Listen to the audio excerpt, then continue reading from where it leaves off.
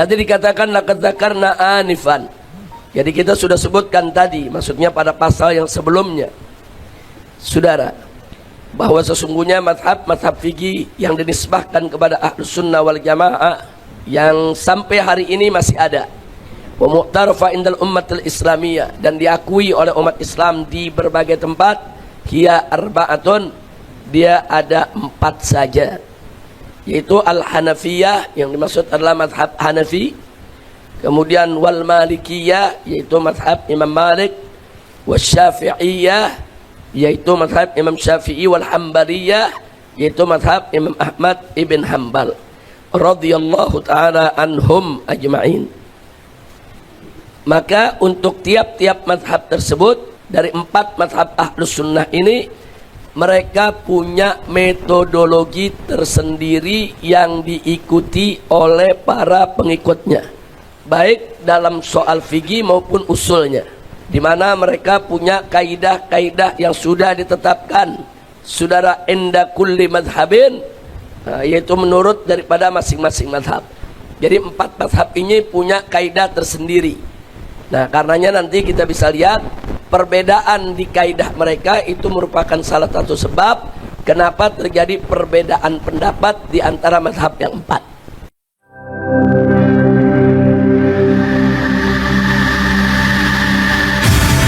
Islamic Brotherhood Television. Assalamualaikum warahmatullahi wabarakatuh.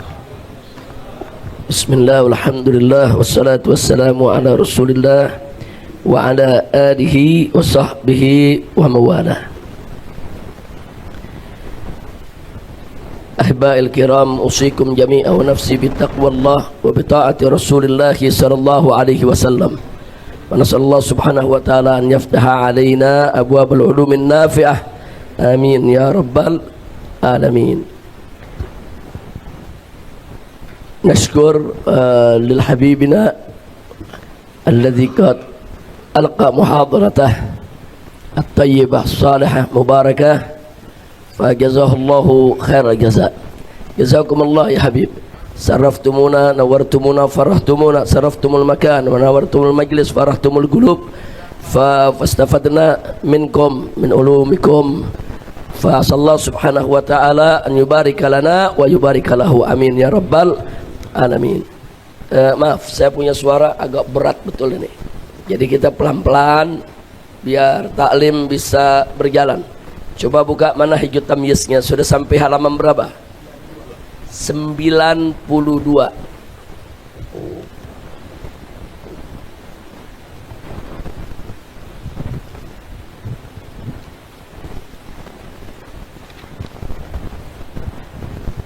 Habib Muhammad bin Hussein, Igra al-Fagrah, halaman 92.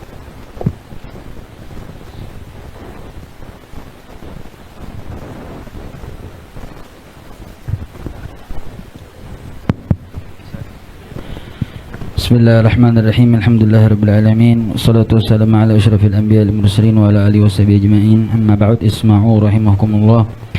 Qala al-musannifu hafizahullahu ta'ala wa nafa'ana bi ulumi wa bi ulumi syaikhi fid dharain amin. Radiyallahu ankum. Wasala ila an qala al-mas'alatu al-ula al-madahib as-sunniyah al-fiqhiyyah. لقد ذكرنا آنفا إن المذاهب الفقهية المنتسبة إلى أهل السنة والجماعة التي لا زالت موجودة حتى الآن ومعترفة عند الأمة الإسلامية هي 4: الحنفية والمالكية والشافعية والحنبلية. فلكل مذهب من هذه المذاهب 4 منهج متبع في الفقه وأصوله مع القواعد المقررة عند كل مذهب. فلكل مذهب أئمة كبار لهم مؤلفات مشهورة وتكون مرجعية أتباعهم. وننقل هنا التعريف البسيط لكل مذهب من المذاهب السنية الفقهية مع ذكر بعض كبار أئمته المعتبرين وكتبه المعتمدة. نعم، حسبك، جزاك الله خير، أحسنتم. قد وصلنا إلى صفحة 92 في المسألة الأولى. min hadzal bab al-madzahibus sunniyatil fiqhiyah. Sebelumnya kita sudah membahas soal bermacam madhab ahli sunnah wal jamaah yang berkaitan dengan akidah. Hari ini kita akan bicara secara global, secara ijmal tentang madhab fikih di kalangan ahli sunnah wal jamaah yang sampai hari ini pengikutnya masih banyak.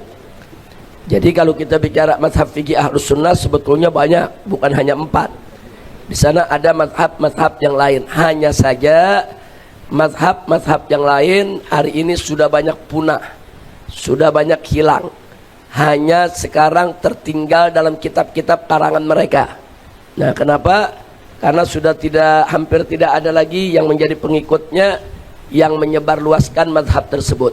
Tapi kalau bicara kitab-kitab madhab mereka masih ada sampai hari ini, sehingga bisa kita telaah. Tadi dikatakan laqad dzakarna anifan. Jadi kita sudah sebutkan tadi, maksudnya pada pasal yang sebelumnya. Saudara, annal madzahib al-fiqhiyatil muntasiba ila ahli sunnati wal jamaah, bahwa sesungguhnya madhab fikih yang dinisbahkan kepada ahli sunnah wal jamaah allati la zalat mawjudah tal'an, yang sampai hari ini masih ada, wa mu'tarafa indal ummatil islamiyah, dan diakui oleh umat Islam di berbagai tempat, hiya arba'atun, dia ada 4 saja, yaitu al-hanafiyah yang dimaksud adalah madhab Hanafi, kemudian wal malikiyah yaitu madhab Imam Malik, wasyafi'iyah yaitu madhab Imam Syafi'i, wal hambaliyah yaitu madhab Imam Ahmad ibn Hanbal radhiyallahu ta'ala anhum ajma'in. Falikulli madhabin, maka untuk tiap-tiap madhab tersebut, min hadhil madhahibil arba'ah, dari 4 madhab ahlus sunnah ini, manhajun muttaba, mereka punya metodologi tersendiri yang diikuti oleh para pengikutnya. Fil fiqh wa usuli, baik dalam soal fikih maupun usulnya. Ma'al qawaidil muqarrarah, di mana mereka punya kaidah-kaidah yang sudah ditetapkan, saudara, inda kulli madhabin, yaitu menurut daripada masing-masing madhab. Jadi 4 madhab ini punya kaidah tersendiri.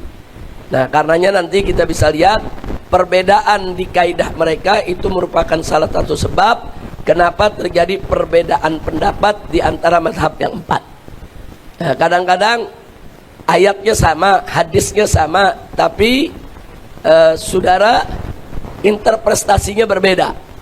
Ayatnya sama, hadisnya sama, tapi pemahamannya berbeda. Nah, itu kembali kepada kaidah-kaidah yang sudah mereka tetapkan bagaimana cara memahami suatu nas. Falikulli madhabin, saudara, dan setiap madhab ini memiliki a'immatu kibar. Mereka punya a'immatun kibar, mereka punya imam-imam besar. Lahum mu'allafat masyhura, mereka punya karangan-karangan yang begitu masyhur.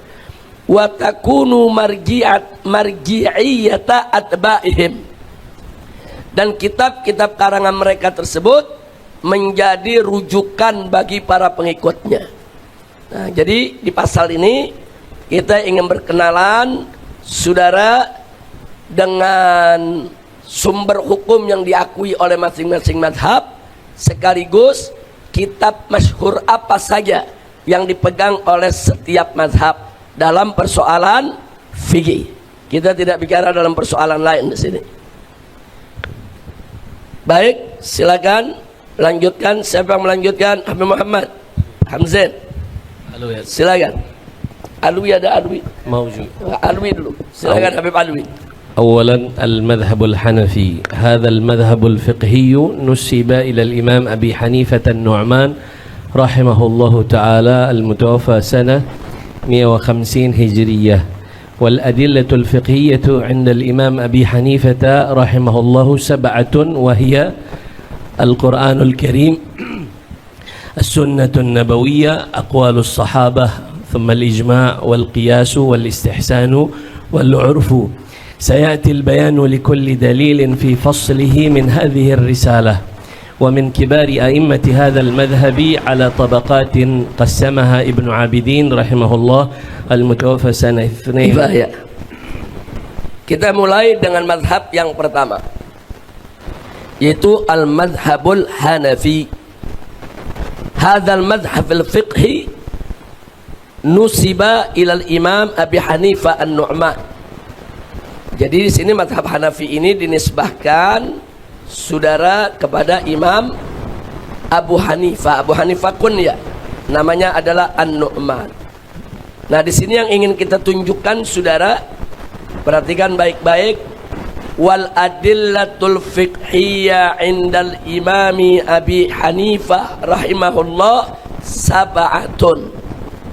Jadi dalam mazhab Imam Abu Hanifah, sumber hukum utama di kalangan mereka di dalam berijtihad untuk mengistimbatkan hukum-hukum fikih ada 7. Nah, apa saja 7 secara berurut. Nah, sebelum saya lanjutkan, ingat bahwa 4 mazhab sepakat. Ada 4 sumber hukum yang mereka sepakati: Al-Quran, As-Sunnah, Al-Ijma', Al-Qiyas. Ini 4 mereka sepakat. Tapi mereka berbeda, saudara. Soal Al-Qiyas umpamanya, saudara, mereka berbeda posisinya ada di mana. Kalau Al-Quran, As-Sunnah mereka sepakat posisinya pertama dan kedua. Nah, tapi kalau bicara soal qiyas, mereka berbeda memposisikan. Walaupun sama-sama sepakat, qiyas merupakan salah satu sumber hukum. Nah, sekarang kita lihat yang mazhab Hanafi. Pertama, mereka menggunakan Al-Quranul Karim, saudara, sama dengan Syafi'i. Kedua, As-Sunnatun Nabawiyah. Nah, yang ketiga, mereka memposisikan aqwalus sahabah. Jadi yang keempat, baru mereka bicara ijma'. Ternyata dalam mazhab Hanafi, ijma' ada di bawah aqwalus sahabah. Yang dimaksud ijma' di sini, ijma' setelah masa sahabat. Nah, kalau ijma' sahabat itu masuk nomor 3, saudara.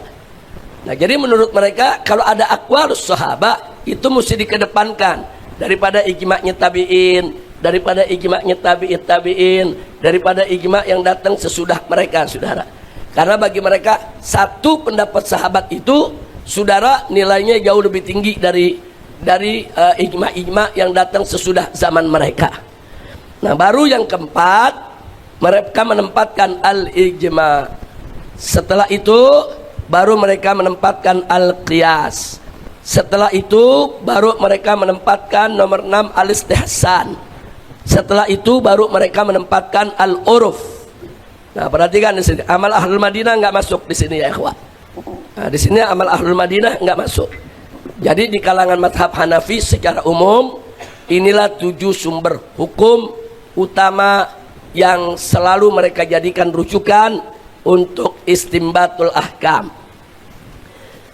Baik, nanti kita akan lihat bagaimana Maliki, bagaimana Syafi'i, bagaimana Hambali. Enggak sama ya, ikhwan, berbeda-beda. Nah, sekarang kita lanjutkan, saudara. Itu berkenaan dengan sumber hukum yang digunakan oleh mereka. Dan nanti saya tilbayan likulli dalilin fi faslihi min hadhihi risalah. Jadi setiap sumber hukum ini nanti akan kita bahas satu persatu dalam disertasi ini. Kita lanjut, wa min kibar a'immati hadzal mazhab ala tabaqatin qassamaha Ibnu Abidin. Ibnu Abidin, ulama besar dari mazhab Hanafi, saudara, dan karangannya banyak menjadi rujukan untuk mazhab Hanafi. Beliau membagi-bagi tabaqat, tingkatan fuqaha dalam mazhab Hanafi. Siapa sih tabaqat yang pertama, siapa kedua, siapa ketiga, dan seterusnya. Kemudian apa juga sih sebetulnya karya-karya mereka, nanti akan kita lihat ya, ikhwah. Sekarang kita bicara tabaqat dulu. Ibnu Abidin rahimahullah menyebutkan tabaqat tingkat yang pertama disebut tabaqatul mujtahidil mutlak, yaitu tingkatan mujtahid mutlak. Mujtahid mutlak imamul madhab, saudara. Dia imam dari para ulama-ulama yang ada dalam madhabnya. Nah, maka Ibnu Abidin mengatakan tabaqat mujtahid mutlak dalam madhab Abu Hanifah adalah al-imam Abu Hanifah sendiri, saudara. Nah, beliau disebut muassisul madhab. Beliau adalah pendiri madhab, ya kawan. Baik, nomor 2, tabaqatul mujtahidin fil madhab, tingkatan mujtahid dalam madhab. Jadi dia tidak bikin madhab sendiri, dia ikut madhab Abu Hanifah, akan tetapi saudara, dia sudah memenuhi syarat ijtihad. Nah, dalam madhab Abu Hanifah yang terkenal 3, saudara. Yang pertama Imam Zufar, ini semua sahabat Imam Abu Hanifah, Zufar. Yang kedua Imam Abu Yusuf. Yang ketiga Imam Muhammad Ibnul Hasan Asy-Syaibani. Inilah 3 ulama besar dalam mazhab Abu Hanifah yang menjadi sahabat Imam Abu Hanifah, dan mereka adalah mujtahid dalam mazhab Imam Abu Hanifah. Artinya pendapat-pendapat fikih dalam mazhab Imam Abu Hanifah tidak melulu berasal dari Imam Abu Hanifah. Sebagian berasal dari Imam Zufar, sebagian berasal dari Imam Abu Yusuf, sebagian lagi berasal dari Imam Muhammad Ibn Hasan Asy-Syaibani. Yang ketiga, tabaqatul mujtahidin fil masail. Jadi Al-Imam Ibnu Abidin membagi dalam mazhab Abu Hanifah ada juga mujtahid, tapi fil masail, dalam masalah-masalah tertentu, saudara. Kalau yang tadi yang 3 dalam semua masalah. Dalam semua masalah dalam mazhab Abu Hanifah mereka banyak mengeluarkan ijtihad. Tapi kali ini yang ketiga, mereka juga mujtahid, tapi mereka tidak melakukan ijtihad dalam tiap masalah. Nah, ada sejumlah masalah yang memang mereka ijtihadkan. Nah, mereka adalah diantaranya yaitu Abu Bakar Al-Khassaf, saudara, yang wafat tahun 261. Kemudian yang berikutnya Abu Ja'far At-Tahawi. Ini yang buku akidahnya terkenal nih, Akidah Tahawiyah, saudara. Jadi kalau dalam fikih beliau ini mazhab Hanafi. Tapi kalau dalam akidah At-Tahawiyah kita tahu beliau adalah seorang ahlus sunnah. Beliau memakai Maturidi, saudara, dan Asy'ari. Kemudian yang berikutnya Al-Imam Al-Qarahi. Kalau kita dengar ada nama Al-Qarahi, Usulul Qarahi, saudara, itu dari mazhab Abu Hanifah. Yang berikutnya Imam Basdawi, dan yang berikutnya lagi adalah Imam Sarkhasi. Imam Sarkhasi juga punya kitab Usul Sarkhasi, itu dalam usul fikih, ya ikhwan. Nah, inilah ada 5 nama kita dikenalkan yang ada dalam tingkatan mujtahidin di dalam masalah fikih. Yang keempat, tabaqah ashabit tahrik minal muqalladin. Nah, jadi mereka-mereka yang di sini, saudara, ashabut tahrik minal muqallidin. Jadi ini tingkatan muqallid, dia bukan mujtahid, dia muqallid, saudara. Nah, tapi dia min ashabit tahrik.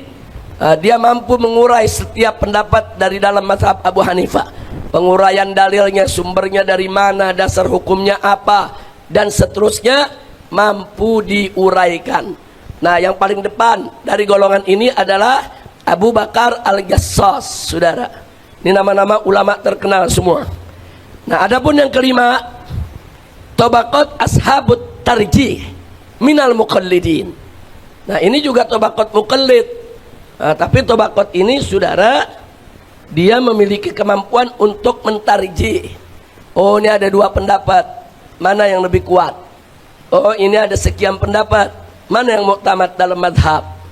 Nah, ini diantaranya terkenal, saudara, adalah Al-Ghuduri, yaitu saudara Wasahibil Hidayah Abul Hasan Al-Marginani. Nah, nama kitabnya Kitab Al-Hidayah, saudara.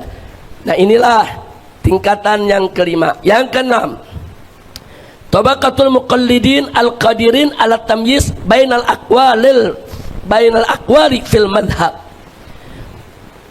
Tabaqat ini muqallid juga, saudara.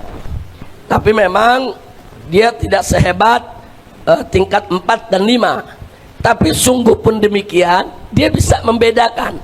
Saudara, oh ini pendapat Imam Fulan, ini pendapat Syekh Fulan, oh ini pendapat ini. Dia bisa membedakan antara pendapat-pendapat yang ada di dalam madhabnya.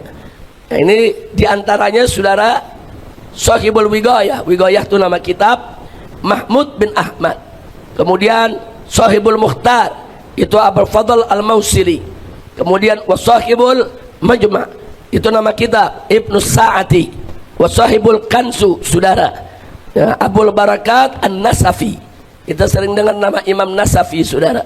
Nah, inilah nama-nama dari kalangan yaitu madhab Abu Hanifah. Nah, tingkat yang ketujuh, tabaqatul muqallidin ghairil qadirin ala ma dzakar.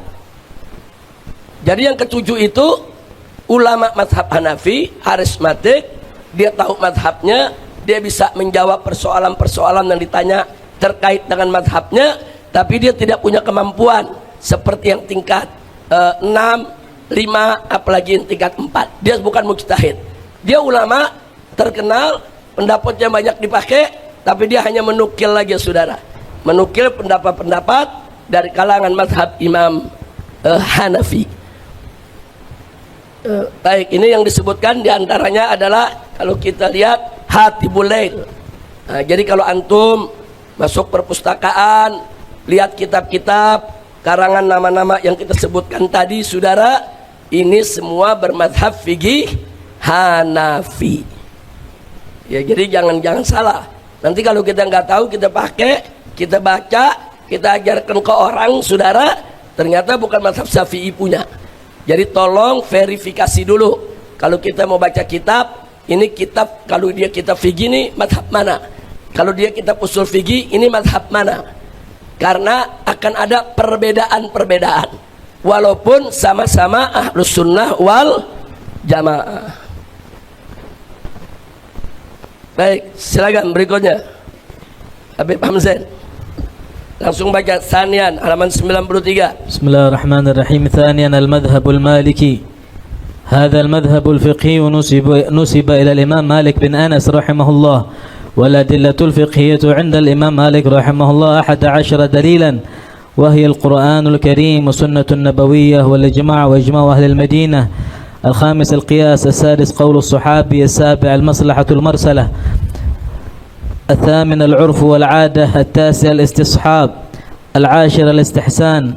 11 سد الذرائع. Naam, ahsantum, jazakallah khair. Tadi kita sudah berkenalan sedikit, saudara, nggak banyak, yaitu tentang sumber dalam mazhab Abu Hanifah dan siapa saja imam besar di kalangan mereka. Kali ini kita masuk ke mazhab Malik. Ternyata mazhab Malik sumber hukumnya lebih banyak daripada mazhab Hanafi, dan urutannya juga agak sedikit berbeda. Mari kita lihat. Mazhab Malik menempatkan Al-Quranul Karim yang pertama, yang kedua As-Sunnatun Nabawiyah, yang ketiga Ijma'. Nah, di sini beda. Kalau tadi di dalam mazhab Abu Hanifah yang dimasukin aqwal sahabah dulu, baru Ijma'. Kalau di sini Ijma' dulu, saudara. Nah, kemudian setelah Ijma' secara keseluruhan semua ulama. Nah, mereka juga punya Ijma' Ahlul Madinah, saudara. Kesepakatan penduduk Madinah itu juga jadi sumber hukum bagi mereka, dengan alasan karena penduduk Madinah itu secara turun-menurun mengikuti daripada tata cara ibadah ayah-ayah mereka, dan itu nyambung kepada kakek-kakek mereka, nyambung kepada para sahabat yang hidup di zaman Nabi Muhammad SAW. Sehingga mazhab Maliki meyakini, karena jaraknya kan belum jauh, saudara, jarak dari Imam Malik ke Nabi nggak terlalu jauh, saudara. Nah, karena itu Imam Malik meyakini tradisi yang dibawa oleh ayahnya, oleh kakeknya, itu semua berasal dari tradisi yang berlaku di zaman Nabi saat hidup di kota Madinah. Nah, maka itu amal Ahlul Madinah bagi mazhab Malik itu menjadi sumber hukum penting, saudara. Walaupun mazhab yang lain nggak pakai, mazhab yang lain nggak pakai ini, tapi khusus dalam mazhab Maliki ini dijadikan perhatian. Nah, bahkan amal ahli Madinah bagi mazhab Maliki dikedepankan daripada qiyas. Nah, makanya kadang-kadang Maliki beda dengan Syafi'i, saudara, gara-gara begini nih. Kalau menurut qiyas hukumnya ini, tapi kalau lihat amal ahli Madinah hukumnya begini. Nah, yang mazhab Malik ambil yang amal ahli Madinah, yang mazhab Syafi'i ambil yang qiyas, saudara. Nah, jadi ini supaya kita tahu karakter daripada masing-masing mazhab, kenapa suka terjadi perbedaan pendapat, karena urutan sumber hukum itu juga bisa menjadi penyebab. Yang kelima, mazhab Malik baru menempatkan al-qiyas. Yang keenam, mazhab Malik baru menempatkan qaulus sahabi. Nah, kalau tadi aqwalus sahaba Imam Abu Hanifah saudara lebih dulu dari qiyas. Kalau ini setelah qiyas, saudara. Nah, baik. Yang berikutnya yang ketujuh dalam mazhab Imam Malik ada al-maslahatul mursalah atau disebut istislah, saudara. Nah, bahkan yang kedelapan ada al-uruf, yaitu adat, istiadat, tradisi. Dan yang kesembilan ada istishab. Sedangkan yang ke-10 al-istihsan. Nah, di sini ada persamaan mazhab Abu Hanifah. Nah,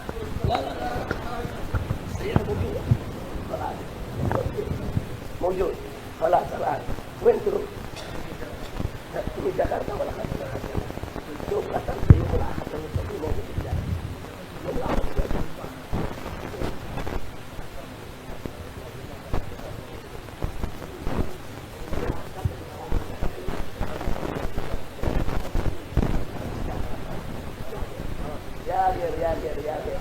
نعم جزاكم الله خير الجزاء وفقينا للخيرات إن شاء الله.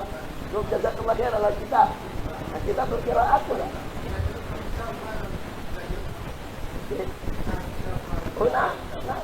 Nah, hadir wal faraid kaman. Innana kita faraid. Nah, insyaallah benarsil ini. Jazakallah khair wa faqina lil khairat. Nah, terima kasih. Baik. Nah, jadi kita lihat di sini bahwa mazhab Abu Hanifah menjadikan istihsan sebagai sumber hukum. Mazhab Malik juga menjadikan istihsan sebagai sumber hukum. Mazhab Imam Syafi'i ngarang kitab, saudara. Kata Imam Syafi'i, man istahsana faqad syara'a. Barang siapa yang menjadikan istihsan sebagai sumber hukum, sudah bikin-bikin syariat. Nah, jadi Imam Syafi'i justru dia punya risalah tentang ibtalul istihsan. Jadi batalnya istihsan sebagai sumber hukum. Tapi jangan kaget, pada prakteknya sekarang ini banyak ulama Syafi'iyah kok yang pakai istihsan. Kenapa? Simpel saja, saudara, karena perbedaan definisi. Jadi mazhab Hanafi dengan Maliki mengatakan istihsan itu adalah qiyas khafi. Jadi qiyas dibagi dua, ada qiyas jali, ada qiyas khafi.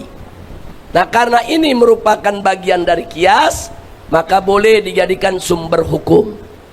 Sedangkan Imam Syafi'i mendefinisikan qiyas adalah mendefinisikan istihsan. Istihsan itu qiyas alal qiyas. Qiyas alal qiyas. Bagi Imam Syafi'i nggak boleh. Qiyas boleh sumber hukum, tapi qiyas dijadikan sumber untuk qiyas yang lain nggak boleh. Nah, jadi di sini kita tahu, oh, jadi karena mereka berbeda definisi, berbeda pendapat tentang istihsan. Nah, karena itu ulama Syafi'iyah mutaakhirin, saudara, mereka bisa menerima istihsan dengan syarat. Nah, syarat itu disebutkan supaya apa? Supaya tidak menjadi qiyas alal qiyas. Kalau tetap qiyas alal qiyas, ditolak oleh mazhab Syafi'i. Tapi kalau qiyas yang masyrut, saudara, ada syarat-syaratnya sehingga dia hanya menjadi qiyas khafi daripada qiyas jali, mazhab Syafi'i menerima. Nanti akan kita bahas pada tempatnya, saudara. Baik, yang terakhir 11 saddud dzara'i. Nah, ini saddud dzara'i ternyata mazhab Malik juga menjadikannya sebagai sumber hukum. Jadi jumlahnya ada 11 sumber hukum yang diakui oleh mazhab Maliki. Taib. Seperti istihsan, saudara, kalau kita lihat di zaman sekarang ini, ulama berbagai mazhab banyak yang mengambil semua sumber hukum. Pokoknya mau sumber hukum yang Hanafi, yang Maliki, yang Syafi'i, yang Hambali, mereka gabung. Jumlah totalnya ada berapa? Semua mereka pakai, saudara. Kenapa? Karena di zaman sekarang ini banyak persoalan-persoalan baru yang dulu nggak pernah muncul. Sehingga begitu dipelajari dari sumber-sumber hukum tadi, ternyata ada yang cocok dengan persoalan yang baru muncul, saudara. Nah, itu yang mengakibatkan di zaman sekarang ini banyak ulama-ulama yang mutaakhirin, khususnya yang muasirin, saudara, akhirnya mendeklar bahwa sumber-sumber hukum tadi semua itu lebih bagus dijadikan sebagai sumber hukum daripada nanti kita buntu untuk mencari solusi daripada suatu persoalan fikih. Atau dengan kata lain, kalau lagi darurat, terpaksa, saudara, karena di Quran nggak ada, di ijma nggak ada, di kias nggak ada, di sunnah nggak ada, bla bla bla bla, ternyata adanya di bagian masalah mursalah atau istihsan. Apa boleh buat? Itu kadang-kadang mereka gunakan. Nah, jadi kalau dalam konteks darurat nggak usah kaget. Kadang-kadang ulama Syafi'i pun pakai istihsan. Kadang-kadang harus pakai qaulus sahabah atau pakai amal ahlil Madinah. Baik, sudah azan, coba azan dulu ya kawan.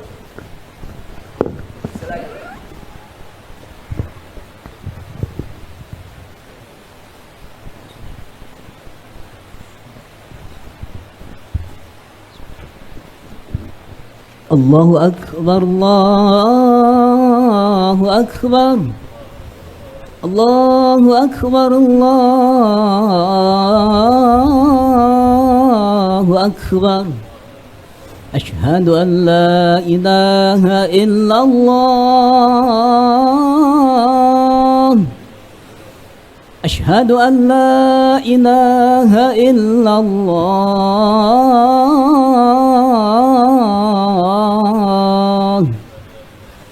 Ashhadu anna Muhammadar Rasulullah,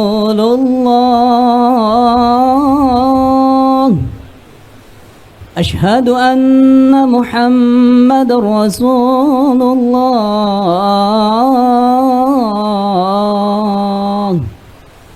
Hayya 'ala salah, hayya 'ala salah,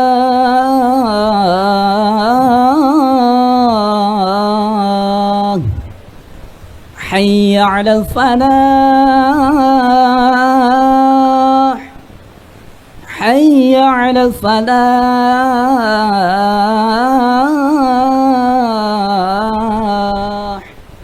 Allahu Akbar, Allahu Akbar, la ilaha illallah.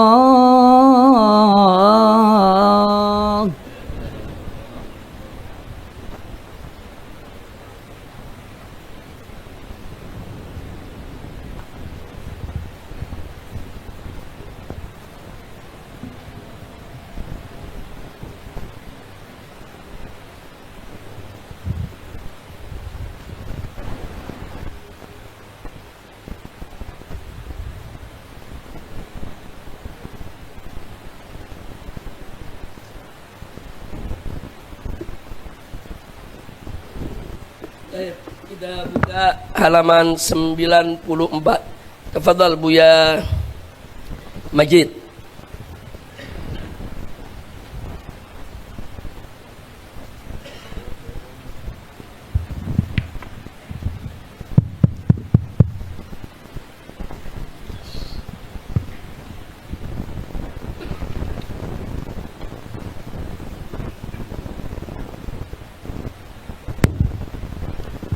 Bismillahirrahmanirrahim. sayatil bayan likulli dalilin fi faslihi min hadhihi risalah wa min ashhuril muallafatul fiqhiyya fil madhhabil maliki hiya al-muwatta lil imam malikin walahu riwayatani masyhuratani mutadawilatani ihdahuma riwayatun Muhammad bin Hasan Asy-Syaibani sahib Abi Hanifah wa thaniyatuhuma riwayatun Yahya bin Yahya Al-Laitsi Al-Barbari Al-Andalusi. Ya, cukup sampai situ dulu. Jadi dijelaskan saya terbayan kulli dalilin fi fasli min hadhihi risalah. Dalil-dalil yang kita sebutkan tadi yang menjadi sumber daripada mazhab Imam Malik, nanti ada babnya untuk dijelaskan satu persatu. Nah, selanjutnya wa min ashhuril muallafatil fiqhiyya fil madhhabil maliki. Nah, di dalam mazhab Maliki ada kitab-kitab rujukan fikih saudara yang sangat muktamad menurut mazhab Malik. Yang pertama Al-Muwatta. Al-Muwatta itu kitab hadis tapi disusun berdasarkan persoalan fikih di dalamnya. Al-Muwatta lil Imam Malik. Nah, Muwatta Imam Malik ini saudara, ini ada dua riwayat saudara. Ada Muwatta yang disusun berdasarkan riwayat daripada Muhammad ibn Hasan Asy-Syaibani, sahabat daripada Imam Abu Hanifah, dan ada juga Muwatta yang diriwayatkan oleh Yahya bin Yahya Al-Laitsi. Di situ ditulis Al-Barbari. Nah, jadi sini saya mau garis dulu Barbari, saudara. Barbari itu nama suku Muslim yang sangat kuat, yang sangat berani, saudara, di Maghrib sana, di Maroko kalau sekarang disebut. Ini yang berhasil menaklukkan Andalus. Ini dulu yang dipimpin oleh panglimanya Jabal bin Tariq, saudara, membawa pasukan menaklukkan Andalus. Andalus itu Spanyol ya ikhwah. Nah, jadi mereka dari suku Barbari. Nah, karena dulu orang-orang Eropa kaget mereka bisa kalah dengan suku ini. Jadi saudara, ini panglimanya ini begitu bawa pasukan nyebrang, saudara, dari benua Afrika nyebrang ke selatan daripada benua Eropa ya ikhwan. Sampai di sana pasukannya semua turun dari kapal, dari perahu. Begitu turun, semua perahu disuruh bakar. Begitu udah dibakar, baru disampaikan ke pasukannya. Sekarang kau pilih, di belakang ada laut, di depan ada musuh. Mana yang mau dihadapin? Mau lari ada laut. Nah, kalau kita maju terus ada musuh. Nah, akhirnya tidak ada pilihan bagi pasukannya kecuali terus merangsek ya ikhwan. Dan subhanallah, akhirnya Andalus jatuh ke tangan umat Islam sampai selama saudara 700 tahun dikuasai oleh umat Islam. Dulu namanya Andalus, sekarang namanya ada Spanyol dan sekitarnya saudara. Spanyol, Itali dan seterusnya. Nah, dengan peristiwa tersebut saudara, suku ini menjadi populer di Eropa.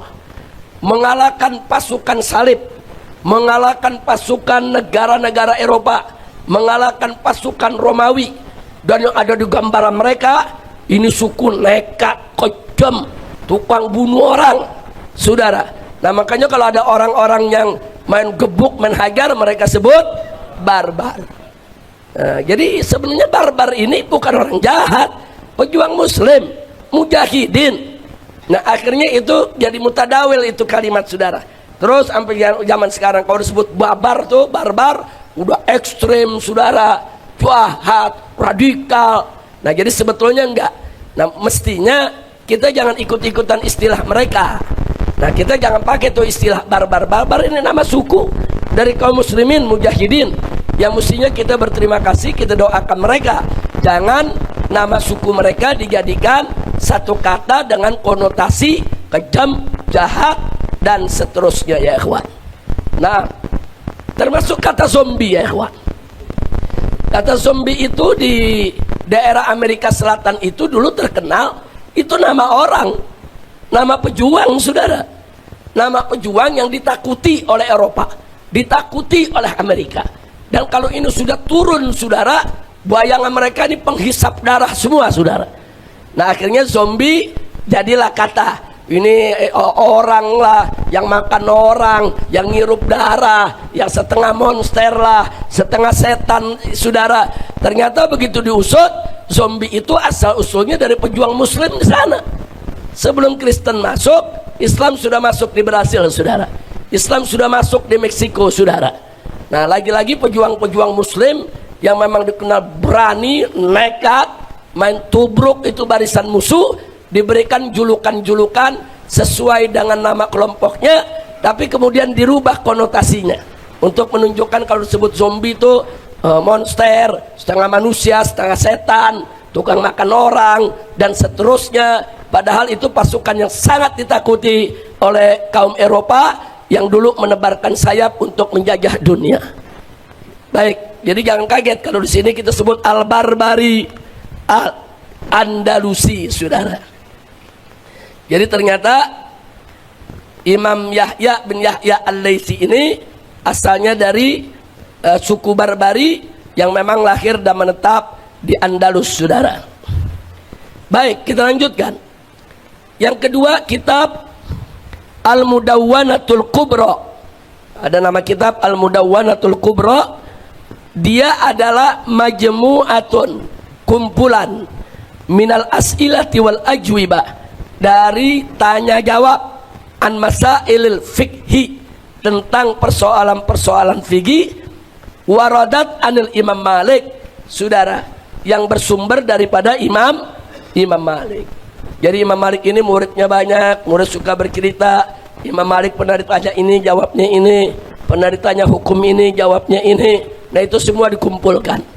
Jadi fatwa-fatwa Imam Malik, pendapat-pendapat Imam Malik dikumpulkan dalam satu kitab. Itulah yang disebut kitab Al-Mudawwanatul Kubra, saudara.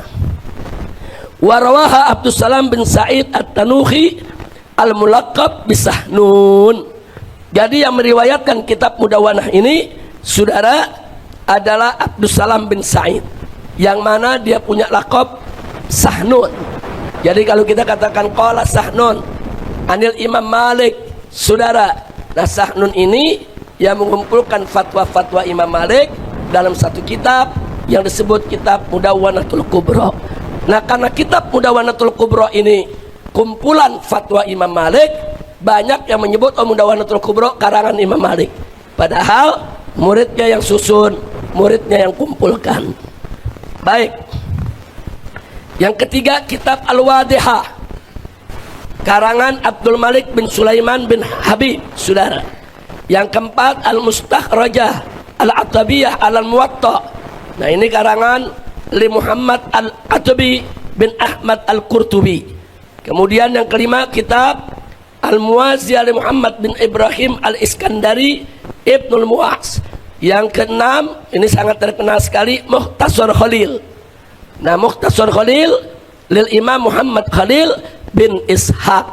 Inilah 6 kitab soal hukum Islam yang bermadhab Malik, yang sangat terkenal dan menjadi rujukan bagi madhab Imam Malik, saudara. Nah, baik, sampai di sini dulu. Insyaallah nanti kita lanjutkan ke madhab Syafi'i dan madhab Hambali.